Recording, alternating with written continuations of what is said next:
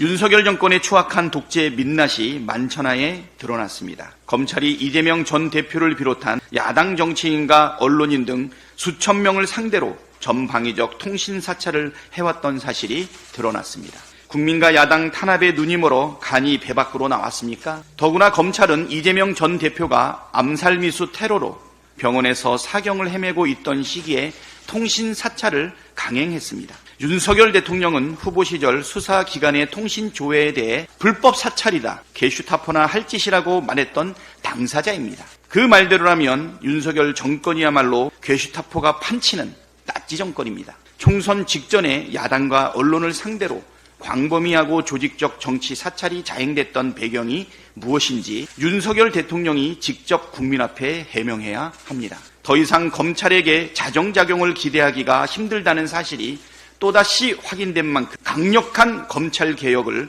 속도감 있게 추진하겠습니다. 검찰이 야당 국회의원들의 통신 자료를 조회했습니다. 불과 며칠 전 언론 사찰이 논란이 되더니 이제는 정치 사찰까지 했다니 충격입니다. 이는 명백한 야당 탄압입니다. 얼마나 더 많은 야당 의원과 보좌진, 당직자 등을 사찰했을지 의심스럽습니다. 국회의원은 한 사람 한 사람이 헌법기관입니다. 게다가 국회의원은 국민을 대표해서 행정부를 견제하고 감시하는 역할을 수행합니다. 때문에 국회의원에 대한 사찰은 국민에 대한 사찰이기도 합니다. 이런 식이라면 일반 국민도 사찰하지 말라는 법이 없습니다. 이 정도면 검찰의 존폐를 검토해야 할 상황이 아닌지 생각하지 않을 수 없습니다. 제가 읽어내린 이 문구들은 제가 쓴 게 아니라 2021년 12월 23일 당시 윤석열 후보가 페북에 썼던 글입니다. 여기에서 제가 고친 건 공수처를 검찰로 고친 것 말고는 없습니다. 심지어 이때에는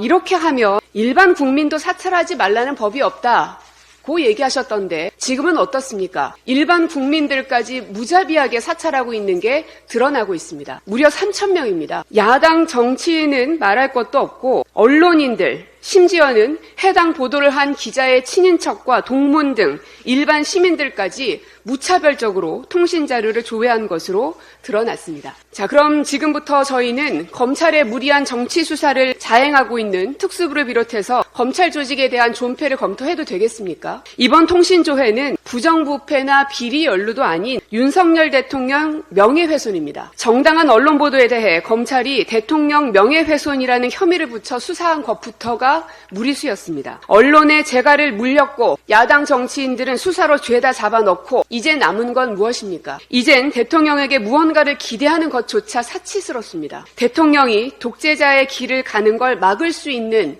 그 길에 저희 민주당은 최선을 다할 테지만 새롭게 국민의 힘을 맡게 된 한동훈 대표를 비롯해서 여당은 그 독재의 길을 어떻게 막는지 지켜보겠습니다. 다음으로 서영교 최고위원의 발언이 있겠습니다. 대한민국의 검찰이 무차별한 통신 조회를 했습니다. 혹시나 하고 저도 제 핸드폰을 보았습니다. 그랬더니 이렇게 통신 조회 사실 통지가 와 있었습니다. 내가 도대체 왜 이 통신 조회 대상이 되어야 되죠? 검찰은 왜 나에게 이런 통신 조회를 했죠? 이것에 대해서 밝혀줘야 되는 거 아닙니까? 그래서 제가 또 혹시나 해서 그전에도 통신 조회를 했는지 알아봤습니다. 근데 저에게 여러 차례 통신을 조회했습니다. 저에게 왜 이런 통신을 조회했는지 알려주지는 않고 비밀스럽게 통신 조회를 했습니다. 제가 누구와 어떻게 연루되어 있어서 이렇게 대한민국의 검찰이 저를 마구잡이로 흔들어대는 거죠. 윤석열 대통령 이렇게 국회의원 통신을 함부로 조회해도 됩니까? 이 정권이 검찰을 하수인으로 알고 검찰을 함부로 부리고 있고 검찰은 콜검이 되어서 하라는 대로 지시하는 대로 하고 있는 것을 여실히 보여주고 있는 겁니다.